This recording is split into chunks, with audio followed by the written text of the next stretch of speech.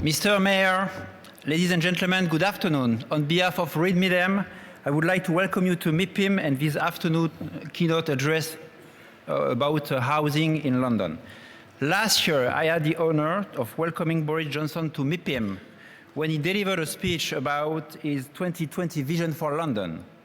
And also 2 years ago when he spoke about the Olympics 2012.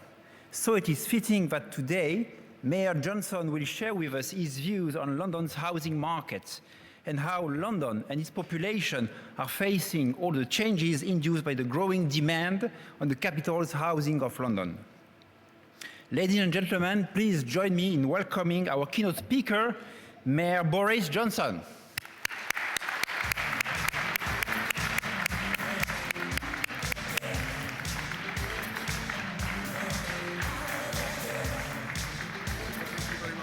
Thank you.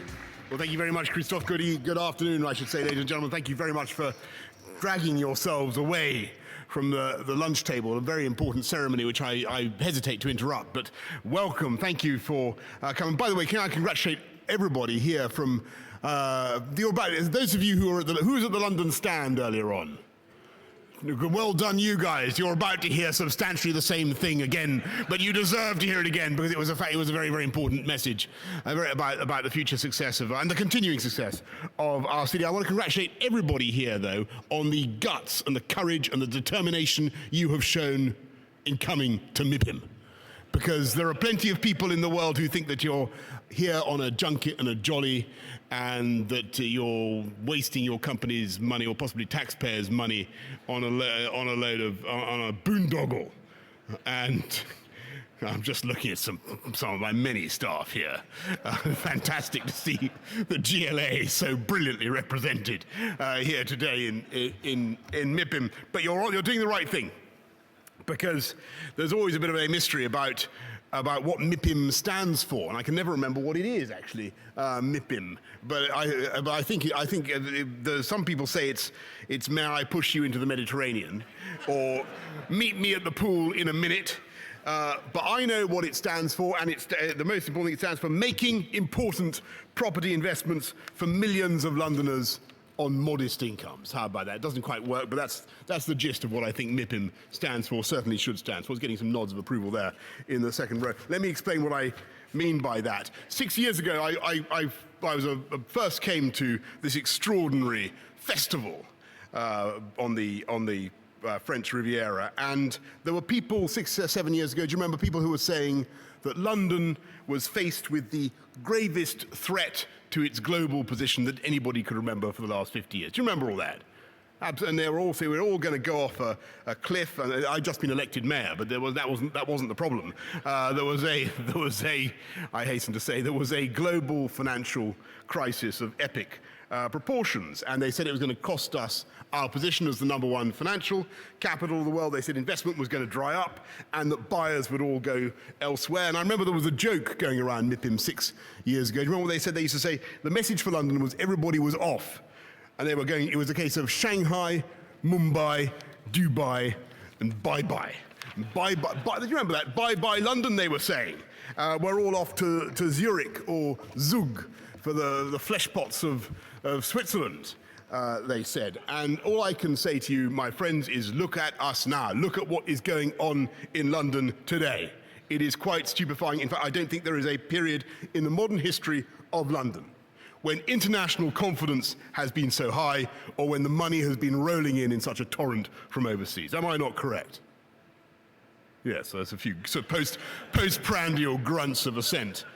You're right. I came down the other day to look at the headlines on the mat. All the newspapers are laid out on the mat, 6 o'clock in the morning, and this confirmed me in my view that London can survive whatever geopolitical shock the world throws at us, and indeed nothing can interrupt our forward march. The headlines were as follows: Putin snubs West, The Times. Guardian said, Ukraine crisis deepens. Telegraph on like Ukraine on the brink. Daily Mail was, has Putin got cellulite or something like that.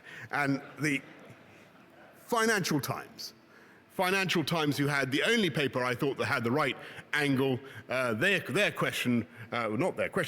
statement was, this is absolutely true, look at the Financial Times, Ukraine crisis boosts London property market.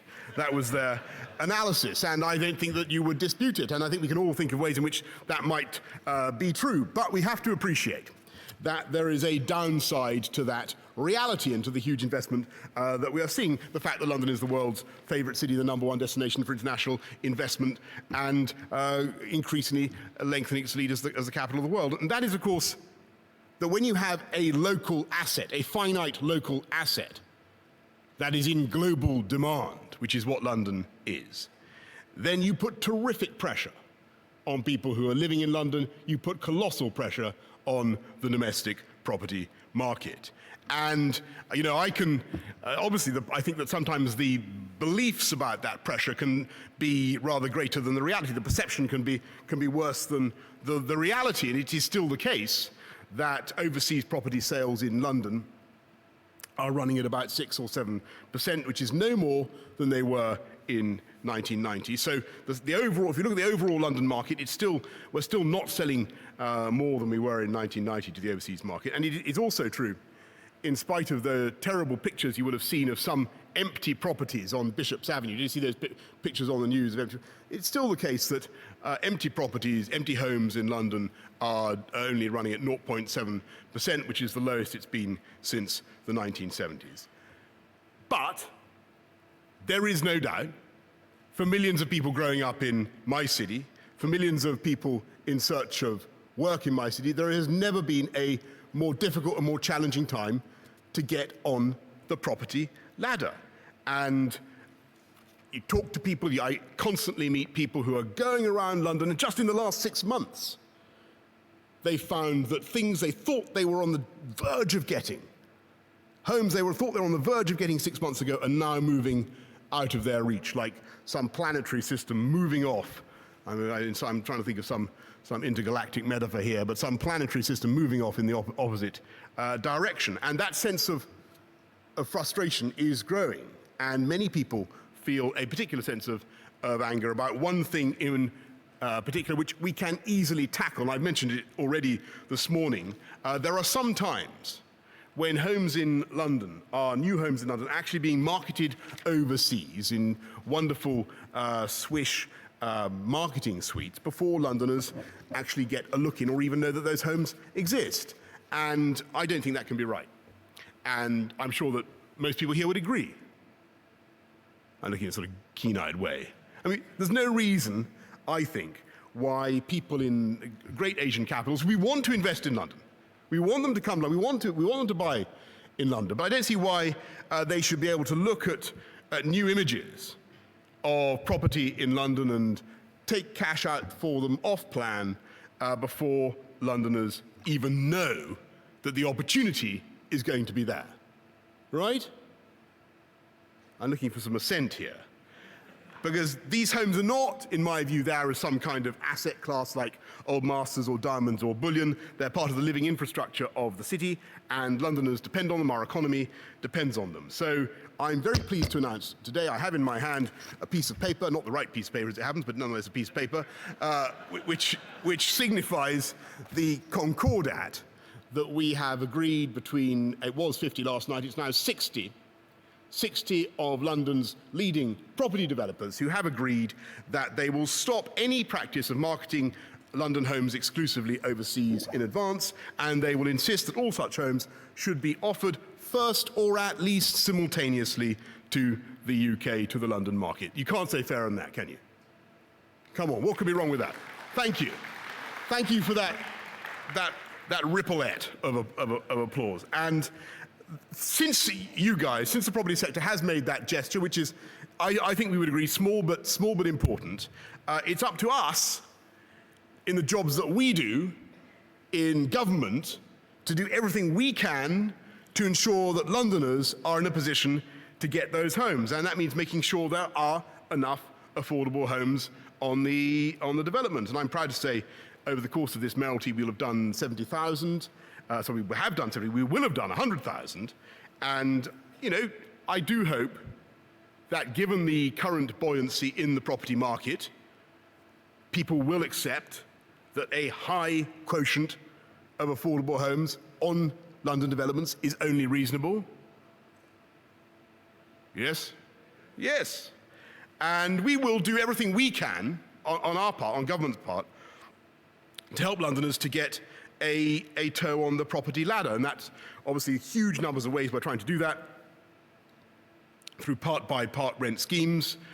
We've already done about 50,000, helped about 50,000 onto the property ladder through the First Steps scheme under the range of products under First Steps. We're aiming for 250,000 by the middle of the next decade. And we're talking about families where the household income, the average household income might be about £33,000, where a deposit can be as low as £5,000. And I do think that's the way forward. I see absolutely no reason why equity in London property should be reserved, why the benefits of London property should be reserved for those who can afford to pay cash, huge sums of cash. Now, I want those benefits to spread out throughout the population. Obviously, there will be many, many people now, and you're seeing a growing proportion in London, who depend on the private rented sector. And we've got to expand that too, and we are expanding that, and we're putting huge amounts of our land in. We're making, I think since I was re-elected in May a couple of years ago, we've put about £3.5 billion worth of land, made that available for development, working very often with pension funds and other people interested in the private rented sector. That is at last starting to take off. I've come here before and talked to you about that. You're really starting now to see that market developing. But what we should on no account do, in spite of what I've said earlier on, what we should on no account do is turn up our noses at foreign investment, foreign money.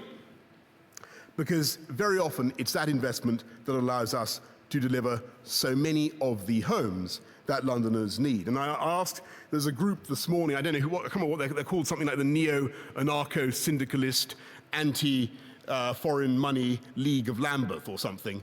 I don't know what exactly who they are, but they're some Marxist frond group that has decided that the problem in London is international investment. And I just respectfully have to ask this groupuscule, would it be sensible for us as a city to reject investment from Qatar when Qatari Diar is responsible for the development of the Olympic Village, fully 50% of which is going to be affordable? The answer to that is no, by the way. Should we say goodbye to Dutch and American pension funds who are coming in and helping us to develop the private rented sector in Elephant and Castle? Where's the logic in that? Of course we shouldn't. Should we say no to the investment from Malaysia that is enabling us to renovate and regenerate the whole of Battersea Power Station and the area around it, that whole great sector of the river that's been abandoned and neglected for most of my lifetime? Well, of course we shouldn't, ladies and gentlemen. Let me ask you, since you look particularly frisky in spite of the rigors of the canned lunch, let me ask you, what is the oldest continuously occupied public building, in fact building of any kind, in London? Come on. This is open to anybody, by the way, not just members of the GLA, who, as I say, are so richly represented. Anybody, come on, what is the most, come on everybody. What? The oldest continuously occupied building in London. It's a former seat of government in London. I'll give you a clue. Who said that? The Tower of London. There you go, in row number 6, second from the right. Well done. Congratulations. It's the Tower of London. And do you know an interesting fact about the Tower of London? Not only does it represent a substantial amount of foreign investment, which was not exactly desired by the indigenous population at the time, but that building came stone by honey-coloured stone, not from London, not even from Portland in Dorset. Do you know where it came from? It came from France. It did. The stone you look at, that beautiful Tower of London, that gorgeous biscuit-coloured stone, it comes from Caen in Normandy. Isn't that an extraordinary thing? The Normans couldn't find any stone and they brought it over. Now, are we going to send it back to France And are we going to join the Lambeth neo-narco-syndicalist anti-foreign investment group and send that stone back to France on the grounds that it represents foreign direct investment in London of a kind that the Anglo-Saxon community didn't want at the time? Of course we aren't. Of course we aren't, because that building is now emblematic of the city that surrounds it, and a fantastic tourist attraction amongst other things. And anyway, I hope I make my point. The answer is not to stick two fingers up to foreign investment. The answer is to harness that confidence, that interest, that optimism about London to increase supply. That is the answer to the house price crisis that our city faces. That is the answer to the problems of young Londoners. Increase supply, make it easier for them to find the homes we need. And that's why in the 2020 vision that Christophe was kind enough to mention just now, we set out a program for 42,000 new homes a year. It's incredibly ambitious. People say you've never done that before. London has never built that many homes. But we can do it. We do have the space to do it. We have 33 opportunity areas where we can indeed build 400,000 homes over the next 10 years. And above all, we have the plans, we have the program to trigger the development of those areas. Let me give you a potted history of the future of London over the next few years. We are going to be launching or completing the following incredible projects. Northern Line extension to Battersea, funded by tax increment financing for the first time, the way forward for funding that kind of transport infrastructure project. Starting work, when are we doing it? When are we going? Actually, we're a bit behind. 2015, I expect will be. Thank you, Fiona. We're cracking on with the NLE, the Northern Line extension. Crossrail coming in by 2018, the biggest engineering project in the whole of Europe, expanding London's rail capacity by 10%. 2020, a new river crossing, a new Blackwall 2 tunnel at Silvertown, further bridges to the east of Tower Bridge. By the late 2020s, we will have Crossrail 2, my friends. Crossrail 2? Have you heard of Crossrail 2? Are you behind Crossrail 2? Good. Get behind it. It's a fantastic project, possibly the most fantastic project in a hotly contested field that we are supporting at the moment. It will allow people, it will liberate that whole southwest quadrant of people who find it so tough to get into Waterloo, allow them to get up fast into the city, then points northeast. It is a truly spectacular project, and we are blasting on with it.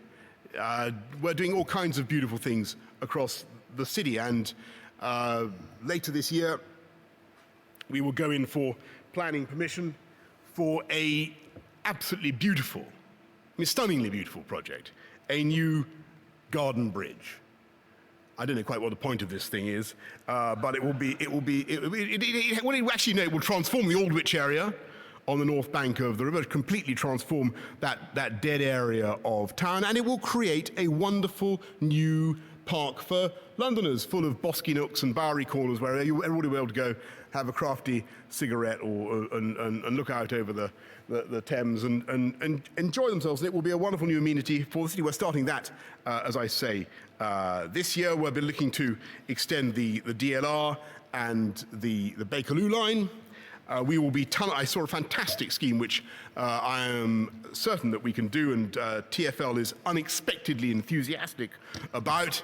And I mean, TfLs are generally enthusiastic about everything, I stress, but they're particularly enthusiastic about this. This is a wonderful scheme that Hammersmith brought to us, and they've done a huge amount of work on it. And can you guess what it is? They're going to take that flyover that was built in the 1960s by Ernest Marples, if you remember. He built it whilst he was the transport minister with his own property company, his own transport, so it shows what sort of enterprising chap he was, stuff they were allowed to get away with in the 1960s. Anyway, we're going to take that flyover, and guess what we are going to do?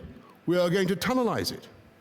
We are going to create a fly-under at Hammersmith, liberate huge amounts of land in the middle of that town centre, and create more housing. All these schemes, transport schemes in particular, help us to unlock housing potential in previously neglected sites, and not just for plutocrats, not just for the uber rich, though of course we know we welcome them too, but for hundreds of thousands of Londoners who need those homes. And if you want an example of how transport infrastructure can make a difference, look at what is going to happen at Old Oak Common, where there's going to be, I think, 24,000 homes, scope for about 50,000 jobs, an incredible new city for London going to grow up there. Look at what's happening at Greenwich, Croydon, Westfield and Hammersmith coming together to regenerate the town centre there. I've mentioned Battersea, the Olympic Park, absolutely stunning things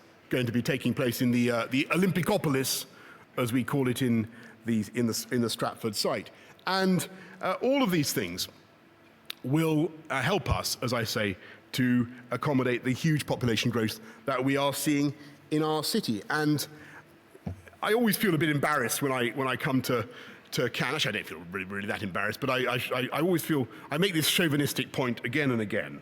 I flew over Paris last night on EasyJet, I want you to know, for the benefit of anybody who's worried about our expenses. And we looked down over the left wing, we looked down over Paris, spread out, huge, beautiful. You could see the Eiffel Tower, you could see the absolutely stunning view of Paris. And my neighbor turned to me and he said, well, one good thing is at least you can't make your usual joke this time about how London is the 6th biggest French city on earth, he said. And I said, you know, why not? Why shouldn't I? And then I remembered why I can't make that joke, not just because I made it before, but it's no longer true. It's no longer, voila. It is no longer, thanks to the formidable taxation policies of the French government, we are no longer the 6th biggest French city on earth. We're no longer the 5th biggest. We are now the 4th biggest French city on earth. We are bigger than Nantes, we are bigger than Bordeaux, we are bigger than Strasbourg itself, and we better brace ourselves for a German invasion if it goes on at this rate, which is a joke that obviously doesn't always, everyone understands it, is a joke. It is a joke. And it is a fantastic thing. We have between 350,000 and 400,000 French men and women in London now, and I'm very, very proud of that. But the really interesting thing is, let me ask you, how many Brits do you think there are in Paris? How many British people do you think? We've got 350,000, 400,000 French ressortissants. How many Brits have been sufficiently dynamic to go to Paris? Anybody know? That's right. Only 19,000, says somebody who was paying attention to what I said earlier on. Only 19,000 Brits in Paris. And I think that tells you all you need to know about what is going on in our city, ladies and gentlemen, where I think that London is winning on quality of life. We have the schools in London are now getting better than elsewhere in the country, which is an extraordinary thing. We have better air quality. We have beautiful bicycles everywhere.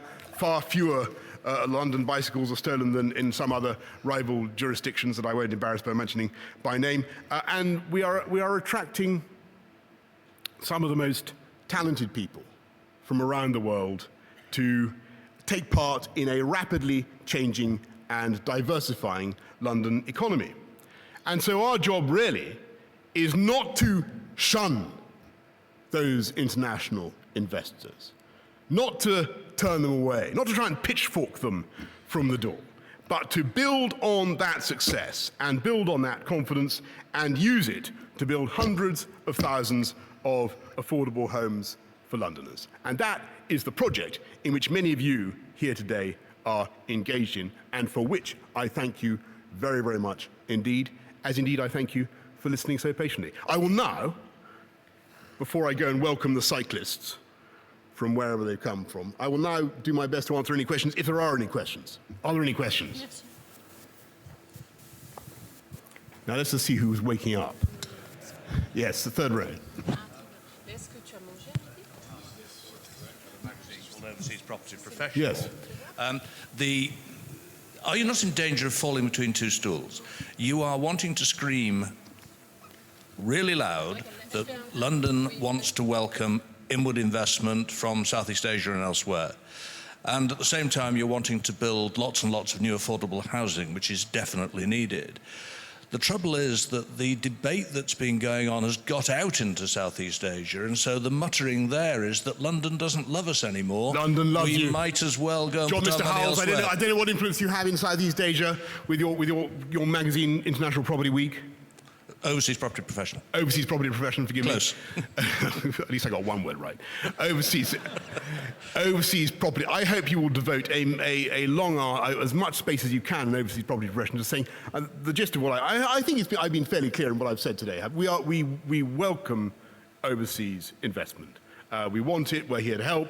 We've got loads of people who are only too eager to show you the sites that are capable of development and regeneration, the incredible opportunities there are in London. And I do think that it's a, I hear what you're saying about the muttering. I haven't yet seen any sign of that in the queue of people that are beating down our door at the moment to come to London, and we want to do absolutely nothing to dissuade them. Thank you. Yes. Chap in, sorry, just over there in the third row.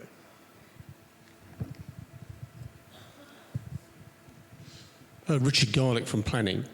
The alterations to the London plan make clear that The further alterations to the London plan make clear that that London just can't meet the need that there is for housing. What progress have you made with the authorities surrounding London in terms of persuading them to do their bit? Well, I think first of all, I think you'll be a little bit pessimistic about London's capacity. London's population, although it has grown and is growing fast, is still not at a historic high. It's been bigger before. But there's no doubt at all that we will exceed that record. We're about to, by 2016, we'll be up at 8.6 million people, probably bigger than London has ever been. As I say, we can find space on our brownfield sites by putting in the transport infrastructure, by doing all the things I've talked about, probably another 400,000 homes. But then where do you go? That's, Richard, your question, and that is the right question. In my view, and you've heard me say this before, we need to look east. We need to look at the huge opportunities to the east of the city in that Thames Gateway area. That is where you could find substantial chunks. Well, obviously, we're going to do stuff like Barking Riverside. I didn't mention that. We're going to liberate all that by extending the overground. That'll be a great place to live. But you've got to do more schemes like that. That, I believe, is the eventual long-term solution.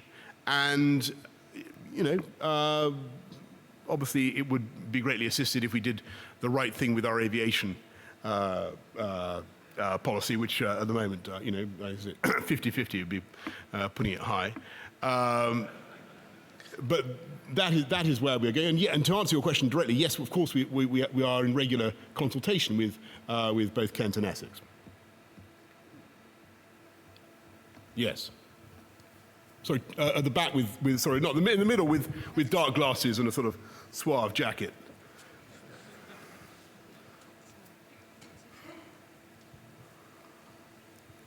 Yes, I was right about the jacket.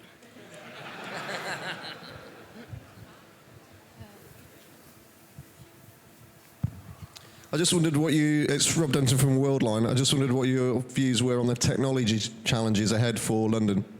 I think that we need to, particularly on Wi-Fi, there's a lot more to be done. When I look at where London is as a tech city, or where London is in the great technological race, I think there is one of the interesting things. As I said just now, the London economy is changing. And in the last 4 or 5 years, we've seen 28,000 startup businesses in the tech sector. And they're across all sorts of, fintech, biotech, medtech, edtech, nanotech, green tech. What are the other ones? There's some other tech I've left out. But anyway, London is leading in lots of these areas. It's probably got the biggest tech sector anywhere this side of the Atlantic. We want to stimulate that. We want to encourage it. And I'm very pleased by the progress that we're seeing. You're seeing a big push. When I say the London economy is changing, you're seeing this incredible push through the east of the city, through Hackney and Shoreditch. It's starting to lap up now against the Olympic Park. Clearly, we're trying to encourage that with what we're doing at the Olympic Park. We've got the Here East, the conversion of what was called the IBC MPC.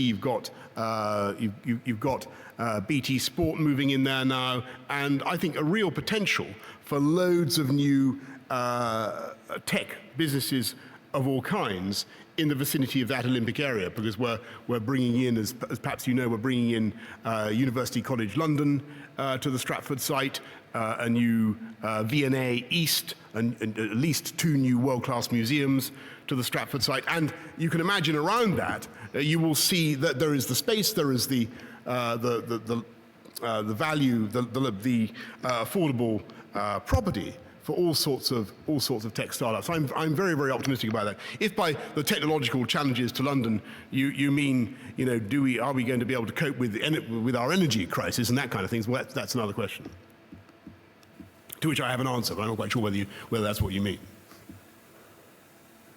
You got the answer you more or less wanted. Okay. Yes. Last one. Yes, sir, with the spectacles. Boris, hi, it's Oliver Shah from the Sunday Times. Hello. The average 2-bed flat in Zone 1 now costs £1 million. Isn't this flow of overseas cash into London residential pushing up prices, creating a bubble and pushing Londoners out of the centre? In some places, yes, it certainly is having that effect, Oliver. But as I said, you shouldn't necessarily exaggerate that, because although that is absolutely true of some parts of prime London, it's not, I think, true of the overall market. The overall volume of overseas sales, as I say, is still running at about 6 or 7%, which is roughly where it's been for a very long time. The real reason why prices are going up is because of the sheer scale of demand in London, and that is a function of the success of the city, of the greater population. We had the biggest number of live births last year, as I correctly prophesied, by the way, after the Olympics. We had the biggest number of live births in any year since England won the World Cup in 1966. And people are living longer and longer. The life expectancy in Kensington, some parts of Kensington and Chelsea, is now 92.5. And in the Harrow Road, where God knows what they do in the Harrow Road, but they're living to 97. So they're living longer than Caucasian hermits in the Harrow Road.